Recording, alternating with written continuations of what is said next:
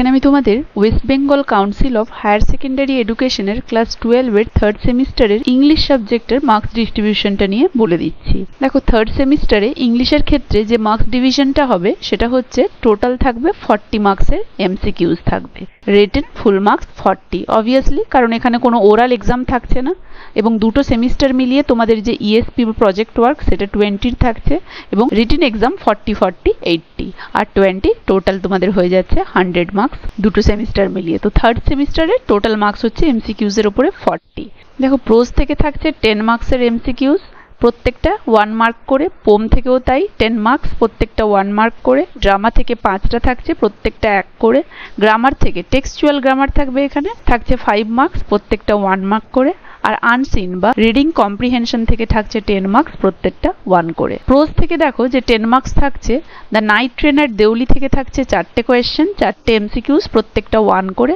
Strong roots থেকে থাকছে 3টে এমসিকিউজ, প্রত্যেকটা 1 করে। বেড থেকে থাকছে 3টে এমসিকিউজ, প্রত্যেকটা 1 করে। তাহলে 3 3 6 আর 4 10 মার্কস, এখানে টোটাল হয়ে গেল প্রোজ থেকে 10 মার্কস। পোম থেকেও 10 মার্কসের থাকছে। কি কি পোম আছে? আওয়ার ক্যাশুয়ারিনা ট্রি, যেখান থেকে 5টা থাকছে, প্রত্যেকটা 1 করে। 5 × 1 5 মার্কস।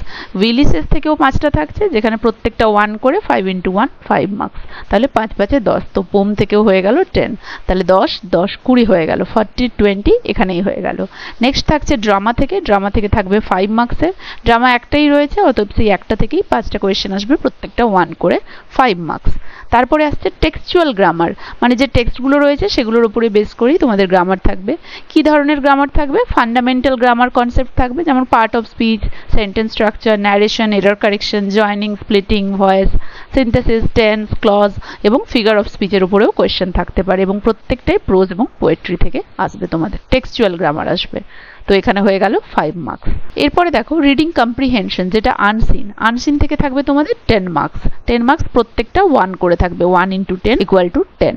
সেখান থেকে question from the given text, যে টেক্সটটা দেওয়া থাকবে সেটা থেকে কোয়েশ্চেন আসবে 5 মার্কসের। 5 × 1 প্রত্যেকটা 1 করে। আর সেখান থেকে grammar from the given text, এবং যে টেক্সটটা থাকবে সেখান থেকে গ্রামারও থাকবে, সেখানে গ্রামারের উপরে থাকবে 5টা কোয়েশ্চেন, প্রত্যেকটা 1 করে, 5 মার্কস।